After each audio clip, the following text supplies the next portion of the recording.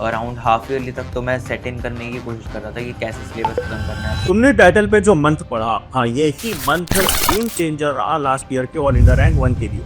और मैं सिर्फ लास्ट ईयर की बात नहीं कर रहा हूँ, उसके पिछले साल हमने पूरा टेक 10 में पॉडकास्ट किया था ऑल इंडिया रैंक 2 के साथ। उस बच्ची ने बहुत अमेजिंग मार्क्स स्कोर किए थे। उसकी भी जर्नी में यही महीना सबसे बड़ा गेम चेंजर था। तो ये जो मंथ है जितना इंपॉर्टेंट बन जाता है, वो कैसे इस मंथ को यूटिलाइज करना है, ये जो ब्रेक थ्रू होता है जर्नी में, इसके बाद से क्या क्या करना है कि हम भी और इंडिया रैंक 1 जैसे मार्क्स टारगेट कर सके, टैग कर सके कि 99.8% तक हम भी ला सकते हैं। एग्जैक्टली यही बताऊंगा इस वीडियो में। इस सीरीज का नाम है ब्लैक एंड व्हाइट सीरीज, जहां पर मैं तुम्हें सब कुछ सच सच बता दूंगा कि भाई कैसे ऑल इंडिया रैंक आती है क्लास 10 के अंदर। अगर तुम सीरियस स्टूडेंट हो, कमेंट में टाइप करना all India rank 1 is my.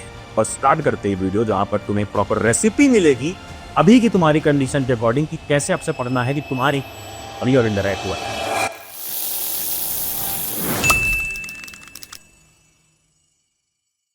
क्या हाल पढ़ने गए? It's back and back for you all. देखो मैं ये कर्व जो है सबको बताता हूँ।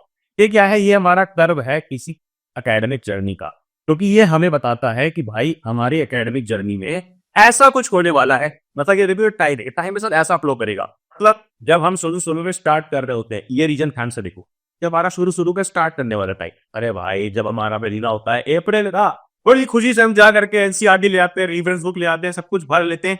शुरू में जो एक्साइटमेंट है, जो फोर्स है, जो मोटिवेशन है, धीरे धीरे कम होता है। और यहाँ पर इस जोन में जब तुम्हारा हाफ ईयरली का टाइम है, जब तुम्हारा प्री बोर्ड्स का टाइम है, और खासकर हाफ ईयरली प्री बोर्ड्स के मार्क्स देखने के बाद बच्चे बहुत ही डिमोटिवेट होते हैं। भाई इसके बाद, इस पॉइंट के बाद इसका भी ग्राफ ऐसे ले जाना है, वही बनता है ऑल इंडिया रैंक टॉपर, वही बनता है सीबी टॉपर। कैसे? देखो ध्यान से समझेंगे, हम एक एक चीज को समझ के चलेंगे। सबसे पहले इस ग्राफ में समझो कि भाई क्या क्या हमारी जर्नी में इंपॉर्टेंट है, क्या नहीं। ये है अर्जेंसी, यानी जो भी इस तरफ है, बिल्कुल इस तरफ वो बहुत ज्यादा अर्जेंट है, बहुत अचानक से आता है हमारी डेथ की जर्नी है और हमें मालूम नहीं पड़ता। वो इंपॉर्टेंट है, ये आप पता करेंगे इससे।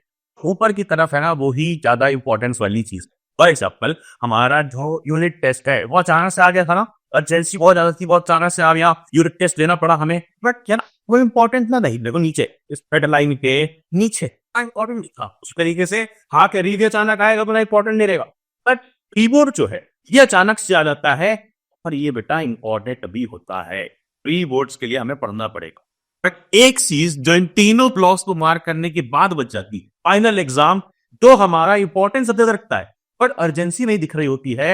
यानी ये नहीं होता है कि अगले ही महीने हमारा है एग्जाम, इसलिए हम मोटिवेशन खो देते हैं और पढ़ना भूल जाते हैं। बट याद रखना कि सिर्फ अभी के लिए अर्जेंट नहीं है ये चीज, लेकिन इंपॉर्टेंट सबसे ज्यादा हमारा मेन बोर्ड एग्जाम की है। तो मेन बोर्ड एग्जाम होगा भाई हमारा फाइनल मिशन है यार, जिस मिशन को हमें मिशनरी देना है।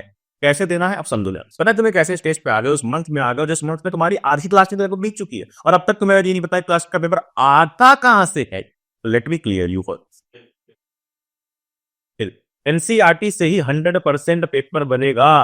कोई भी आगे बेवकूफ बनाए, इससे बनेगा उससे बनेगा, इस किताब से उस किताब से, बिल्कुल भी सब झूठ है। एनसीईआरटी से 100% बनेगा। इसमें एग्जाम्पलर का भी बहुत बड़ा रोल है, 100% कह सकते हैं, क्योंकि ये दोनों सोर्सेस एनसीईआरटी एग्जाम्पलर सीबीएसई ने खुद अपने सिलेबस में मेंशन किया है, जाके इस पीडीएफ में देख सकते हो। बट एक चीज जो हमने देखी कि प्रीवियस ईयर क्वेश्चंस बहुत इंपॉर्टेंट है यार। लगभग 50% प्रीवियस ईयर आता है, और सीबीक्यू यानी कॉम्पिटेंसी बेस्ड क्वेश्चन 50% आते हैं। ये खुद सीबीएसई ने बताया है हमें सेट। तो मतलब हमें इन चारों चीजों की इंपॉर्टेंस को समझना होगा।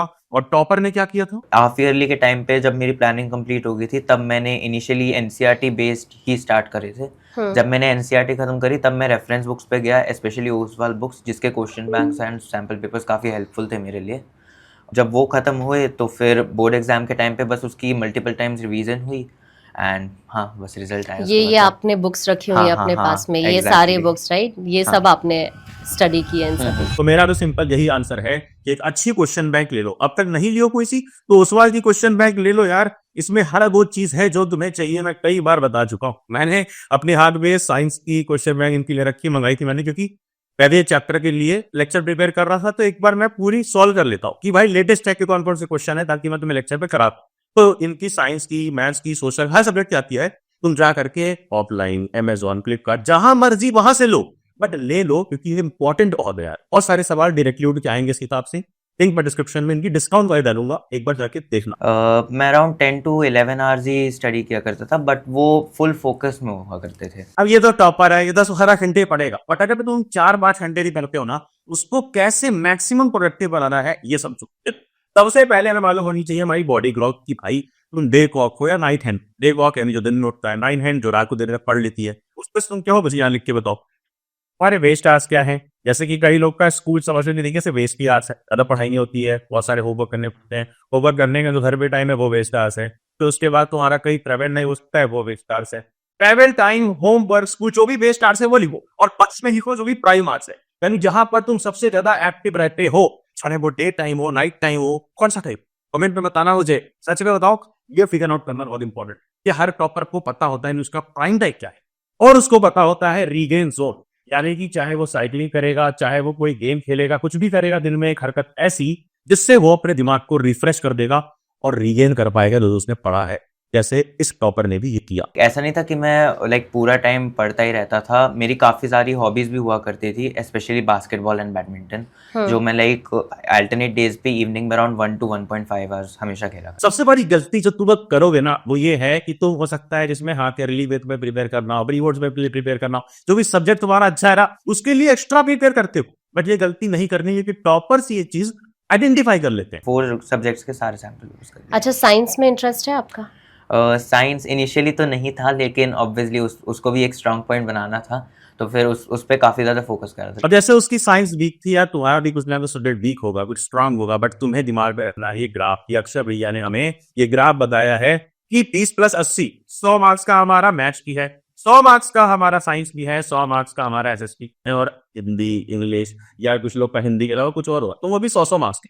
पांचों सब्जेक्ट इक्वल इंपॉर्टेंस के हैं, पांचों को इक्वली इंपॉर्टेंट तरीके से पढ़ना है, इसलिए अपनी एनसीईआरटी ध्यान से पढ़, और क्वेश्चन बैंक पांचों सब्जेक्ट की कॉम्बो वाली उसे तो ले लेना, अदरवाइज जिस भी तरीके से पढ़ो क्वेश्चंस भी लगाओ पांचों सब्जेक्ट के। ये मेरा उसे छोटी सी रिक्वेस्ट है बड़े भाई को लेकर। सोशल साइंस में तो आई थिंक ये स्ट्रैटेजी थी। इंग्लिश में आई फील एक्सप्रेशन जिस तरह से हम करते हैं पेपर में, एंड प्रेजेंटेशन काफी ज्यादा इंपॉर्टेंट हो जाती है। अभी अगर आखिरी चीज तुमने मास्टर कर ली तो तुम सच में ऑल इंडिया रैंक 1 ला सकते, वो है प्रेजेंटेशन। अगर तुमने प्रेजेंटेशन सच में सीख लिया कि भाई किस सब्जेक्ट में कैसे आंसर लिखना है, हर सब्जेक्ट का प्रेजेंटेशन अलग है। मैं हैंडराइटिंग की बात नहीं कर रहा हूँ, मैं बात कर रहा हूँ कि साइंस में कब टेबल बनाना है, कब एग्जांपल देना है, कब रिएक्शन डालनी है, कब नहीं डालनी है, कब तुम्हें सोशल साइंस में 3 पॉइंट 5 पॉइंट, कब तुम्हें स्टेटमेंट लिखना है, कब तुम्हें पॉइंटर में लिखना है, कब बुलेट पॉइंट में लिखना है, कब तुम्हें मैथ्स के अंदर स्टेप वाइज सब कुछ करना है, ताकि स्टेप मार्किंग ही तुम्हें मिल जाए अगर तुम्हारा आंसर गलत है तो भी।